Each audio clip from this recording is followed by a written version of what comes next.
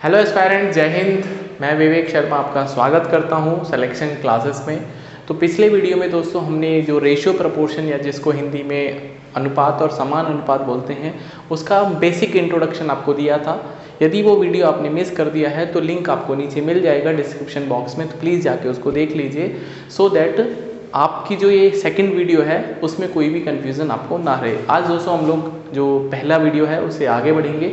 आज मैं आपको कुछ इंपॉर्टेंट और फॉर्मूले या फिर बातें करेंगे जो कि रेशियो प्रोपोर्शन में अक्सर जो क्वेश्चंस होते हैं उसमें आपको काम आएगी। ठीक है, तो पिछले क्लास में मैंने आपको ए रेशो बी रेशो सी ये सब सिखा दिया था कि फिर हम कंबाइंड रेशियो किस तरह से निकाल सकते हैं। आज दोस्तों हम लोग बात करने वाले हैं रेशियो से आगे। जैसे आपको बोलेगा 3a = 2b = 4c। ठीक है, 3 of a = 2 of b = 4 times of c।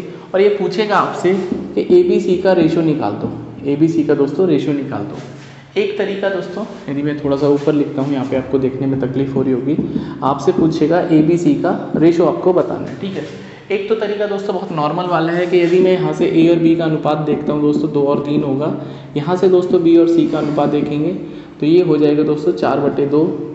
तो यहाँ से दोस्तों ए और बी का अनुपात हो जाएगा 2-3 ऐसे, और बी और सी का अनुपात दोस्तों हो जाएगा 2 और 1। ठीक है, तो पिछले क्लास में मैंने आपको इसको सॉल्व करना सिखाया था कि आपको क्या करना है। यदि हमारे पास 3 वेरिएबल है और 2 लाइन है, जहाँ पे रेशो खत्म होता है वहाँ से दोस्तों शुरू भी हो रहा है, तो इस तरह के केस में आपको करना क्या था, आपको उल्टा एंड बनाना था, मल्टीप्लाई करना था। ठीक है, तो इसका मतलब इनका जो रेशो आएगा 2 दूनी 4 आएगा दोस्तों। फिर दोस्तों उल्टा करेंगे तो 3 दूनी 6 एंड फिर नीचे आएंगे 3। ठीक है, तो ए बी सी का दोस्तों जो रेशो आएगा वो 4 6 3 आएगा। तो ये दोस्तों पिछले क्लास में मैंने आपको सिखाया था। ये दोस्तों तब फायदेमंद होता है ज़्यादा जब आपके पास इस तरह से डायरेक्ट वैल्यू दे रखी है। यदि दोस्तों आपको इक्वल में दे रखा होता है तो फिर आप चीज़ों को और भी आसान कैसे कर सकते हैं वो देखते हैं। ठीक है, अब दोस्तों यदि मैं यही की यहाँ लिखने का कोशिश करता हूँ, आपको दे रखा है 3a = 2b = 4c। ठीक है, आपको दोस्तों यदि ए का इक्वल में ध्यान रखना है, यदि आपको ए की वैल्यू निकालनी है तो ए को छुपा दो। ठीक है, बचेगा क्या दोस्तों, बी बचेगा और सी बचेगा। तो बी के आगे नंबर क्या लिखा है 2 और सी के आगे 4, इनकी गुणा कर दो। ठीक है, इसका मतलब ए का दोस्तों जो रेशो आएगा 2 × 4 आएगा। ठीक है, सिमिलरली यदि मुझे बी को निकालना है तो बी को छुपा दो। ए और सी के सामने नंबर लिखा है 3 × 4, इनकी मल्टीप्लाई कर दो। एंड सामने दोस्तों यदि मुझे सी की वैल्यू निकालनी है तो ए और बी का मल्टीप्लाई करना है, ये हो जाएगा दोस्तों 3 × 2। ठीक है, अब इसको यदि मैं सॉल्व करता हूँ तो 8 12 और 6, इसमें दोस्तों क्या कॉमन है, 2 कॉमन है, 2 चौके 8, 2 छिक्के 12, 2 तिया 6। तो 4 6 3 दोस्तों यहाँ भी आ रहा था, 4 6 3 यहाँ भी आ रहा है। तो ये तरीका दोस्तों आपको जब लगाना है जब हमारे पास रेशो इक्वल में दे रखे होते हैं, सो दैट आप चीज़ों को बेहतरीन तरीके से सीख भी पाएंगे और उनको इम्प्लीमेंट भी कर पाएंगे। क्योंकि अगर कभी क्वेश्चन आसान देने का मन हुआ तो इस तरह से पूछ लेगा कि 3a = 2b = 4c और abc का अनुपात बना दो। यदि दोस्तों थोड़ा सा भी क्वेश्चन डिफिकल्ट करेगा तो इसको लैंग्वेज फॉर्म में देगा। ठीक है, अभी क्वेश्चन कराऊंगा लैंग्वेज फॉर्म में, इस तरह से देगा। ठीक है, एक और क्वेश्चन आपकी प्रैक्टिस के लिए, जैसे दोस्तों कभी दे रखा है आपको 3 of a = 4 times of b = 5 times of c, A B C का रेशो निकालना है। ठीक है, कुछ नहीं करना दोस्तों, एकदम फटाफट तरीके से क्या बताया, ए निकालना है तो बी और सी की मल्टीप्लाई कर दो 20 आएगा, बी निकालना है तो ए और सी की मल्टीप्लाई कर दो 15 आएगा, एंड दोस्तों सी निकालना है तो ए और बी की मल्टीप्लाई कर दो 12 आएगा। इनमें क्या कॉमन है, कुछ भी कॉमन नहीं है, तो ए बी सी का अनुपात दोस्तों 20 15 12 आ जाएगा। उम्मीद करो ये बात आपको समझ में आने लगी होगी अच्छी तरह से। जैसे a/2 = या ऐसे कर लेते हैं इसको, 2a = 3b = 5c। ठीक है, फिर से दोस्तों तो ए बी सी का अनुपात दोस्तों यदि आपसे पूछा जाएगा तो ए निकालने के लिए आपको बी और सी की मल्टीप्लाई करनी है, बी निकालने के लिए दोस्तों ए और सी की मल्टीप्लाई करनी है, सी निकालने के लिए ए और बी की मल्टीप्लाई करनी है। इनमें कोई दोस्तों कुछ भी कॉमन नहीं है, तो 15 10 6 का रेशो आ जाएगा। ठीक है, तो यदि रेशो इक्वल में आपको दे रखी है वैल्यूज़, तो रेशो किस तरह से निकालेंगे, जिसकी वैल्यू निकालनी है उसको छुपा के बाकी दोनों के जो कॉफिशिएंट होते हैं, कॉफिशिएंट का मतलब जो आगे लिखा है उसके, जैसे बी का कॉफिशिएंट यहाँ पे 3 है तो उनकी मल्टीप्लाई करनी है। ठीक है, एक और टाइप का क्वेश्चन दोस्तों पूछा जाता है, जैसे दोस्तों ये क्वेश्चन पूछा जाता है कि a/2 b/3 c/4, ये आपको दे रखा है, आपसे बोलता है a + b और b + c की दोस्तों वैल्यू का रेशो बताना है। ठीक है, ये दोस्तों जब भी प्लस माइनस होगा, मल्टीप्लाई होगा, वो तभी निकलेगा प्लस माइनस, पहले आपको इंडिविजुअल अकेले की वैल्यू तो पता हो। ठीक है, अब दोस्तों यदि ये नीचे नंबर्स दे रखे हैं a/2 b/3 c/4, ये एक्चुअली ये कहना चाह रहा है, इसको जब ये इक्वल है तो मान लेते हैं सबको k के इक्वल मान लेते हैं सर, कि सबको k के इक्वल मान लेते हैं। तो यहाँ से वैल्यू दोस्तों निकलेगी 2k, b की निकलेगी 3k और c की निकलेगी दोस्तों 4k। उम्मीद करूँ ये बात आपको समझ में आ गई होगी।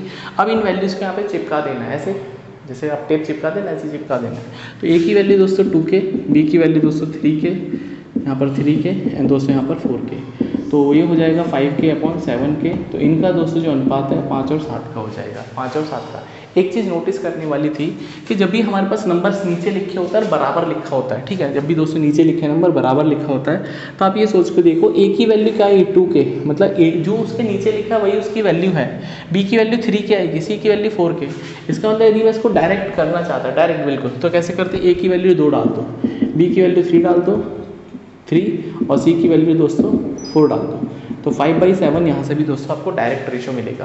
तो उम्मीद कर रहा हूँ दोस्तों मैंने जो आपको रेशो को ब्रेक करने का तरीका बताया, उसको डिकोड करने का तरीका बताया, आपको अच्छा लगा होगा। और दोस्तों चैनल को सब्सक्राइब कर लिया करो और जितने भी फ्रेंड्स हैं आपके उनके बीच में इन वीडियोज़ को शेयर करो। और आई एम इम्प्रूविंग कि और चीज़ें आपको बेहतर दे पाऊँ, बट फिलहाल के लिए दोस्तों इन्हीं से आपको काम चलाना पड़ेगा, मुझे भी दोस्तों इन्हीं से काम लेना पड़ेगा। ठीक है, नेक्स्ट हम बात करते हैं। और दोस्तों क्या क्या बातें पूछी जाती हैं, अब दोस्तों 3 बातें आपको और पूछी जाती हैं रेशो प्रोपोर्शन में। एक तो बोला जाएगा मध्यानुपाती, मध्यानुपाती। अब दोस्तों हिंदी का मुझे पता नहीं, इसको बोलते हैं मीन वैल्यू। ठीक है, मीन वैल्यू, मीन रेशो। ठीक है, मीन रेशो या मीन वैल्यू। दूसरा बहुत पूछा जाता है दोस्तों थर्ड प्रोपोर्शन। ठीक है, थर्ड प्रोपोर्शन। इसको दोस्तों मीन प्रोपोर्शन के अलावा इसको मीन प्रोपोर्शन का भी वर्ड इस्तेमाल होता है इंग्लिश में, एंड हिंदी में दोस्तों तृतीय अनुपाती होता है, तृतीय अनुपाती। ठीक है, तृतीय अनुपाती। एंड दोस्तों एक और होता है फोर्थ प्रोपोर्शनल। ठीक है, लिख रहा है आपको फोर्थ प्रोपोर्शनल। ये दोस्तों होता है चतुर्थ। ठीक है, चतुर्थ अनुपाती। ये भी दोस्तों कभी कभी एग्जाम में पूछे जाते हैं। अब इसका मतलब क्या है, तो इन सब के लिए दोस्तों आपको अनुपात का मतलब समझना पड़ेगा। अब दोस्तों अनुपात का मतलब क्या होता है, प्रपोर्शन, जिसको इंग्लिश में बोलते हैं प्रपोर्शन। तो प्रपोर्शन का मतलब है दोस्तों इक्वालिटी ऑफ 2 रेशियोज। ठीक है, 2 रेशो का, 2 अनुपातों का जो इक्वल बिहेवियर होता है उसको बोलते हैं दोस्तों हम इक्वल प्रोपोर्शनल या फिर प्रोपोर्शनैलिटी, या फिर आप ये बोल सकते हैं समान अनुपात। समान का मतलब इक्वल होता है। जैसे दोस्तों हमारे पास 2 अनुपात हैं A और B और C और D।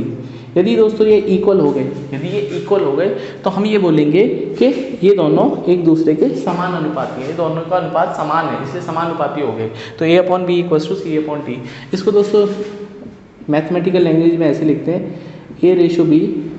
यहाँ पे दोस्तों डबल यहाँ पर ये लगाएंगे सिंबल, और ये दोस्तों C/D। ठीक है, तो ये दोस्तों जो साइन है ना, ये जहाँ पे 2 बिंदु मैंने लगाए इसको बोलते हैं प्रपोर्शन। क्या बोलते हैं, प्रपोर्शन। ठीक है, यही दोस्तों आपको ये बता रहा है कि A और B और C और D सेम प्रपोर्शन में है। क्या है, सेम प्रपोर्शन में। ठीक है, तो यदि दोस्तों ये सेम प्रपोर्शन में है तो आपको ये समझना चाहिए कि A की मल्टीप्लाई D में करने पर और B की मल्टीप्लाई C में करने पर इनका प्रोडक्ट दोस्तों सेम टू सेम आएगा।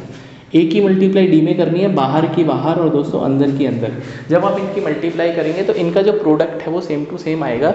ये दोस्तों आपको बात पता चलेगी प्रपोर्शन के बारे में। I hope it is clear to everyone. If you face any problem then you can comment me, and if I am not able to response on your comment you can remind me. Basically remind करने की ज़रूरत ही नहीं पड़ती, क्योंकि मैं अक्सर comment पे दोस्तों रिप्लाई कर देता हूँ। ठीक है, तो ये बात आपको समझ में आनी चाहिए कि प्रोपोर्शनैलिटी का मतलब क्या है। जब हम इक्वल प्रोपोर्शन की बात करते हैं कि 2 रेशियो यदि इक्वल हैं then we can say they are in same proportion. ठीक है, तो this is about the proportion. अब दोस्तों इनकी बात करते हैं जो मैंने आपके लिए लिखा था।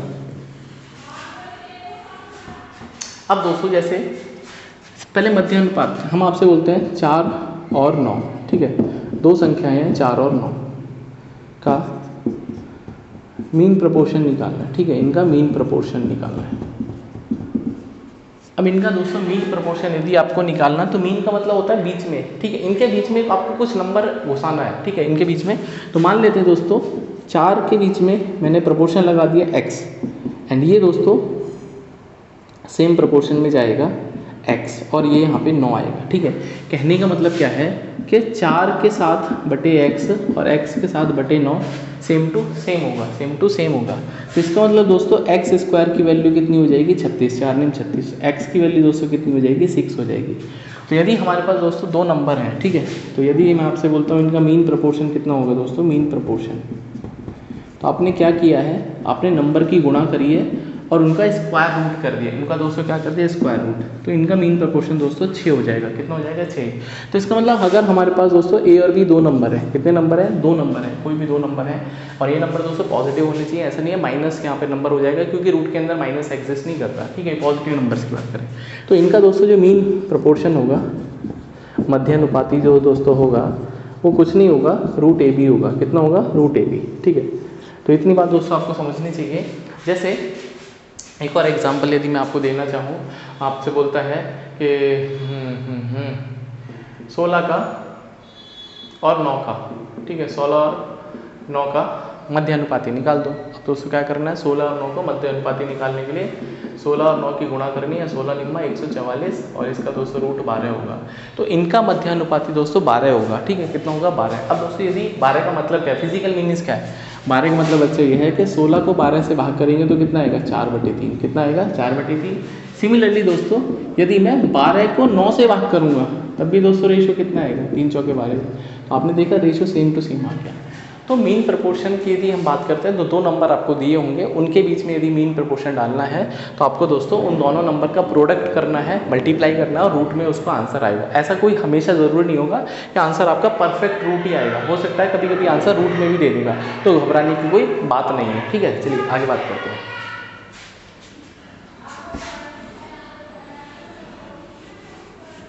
अब दोस्तों हम बात करते हैं थर्ड प्रपोर्शन की। किसकी, थर्ड प्रपोर्शन की। ठीक है, थर्ड प्रपोर्शन, थर्ड प्रपोर्शन में भी दोस्तों दो ही नंबर आपको चाहिए होंगे। ठीक है, थर्ड प्रपोर्शन जैसे ए बी का थर्ड प्रपोर्शन निकालना है। ठीक, ए और बी का थर्ड प्रपोर्शन,